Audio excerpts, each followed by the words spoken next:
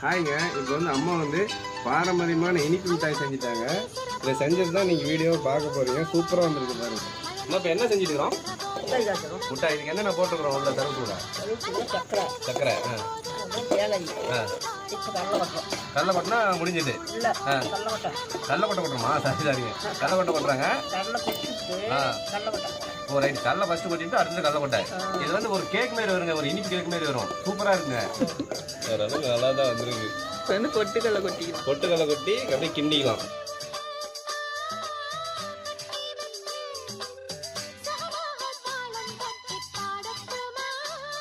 ஹாய்ங்க, இப்போ வந்து அம்மா வந்து பாரம்பரியமான இனிப்பு மிட்டாய் செஞ்சுட்டாங்க. டேஸ்ட் பண்ணி பார்க்குறேங்க.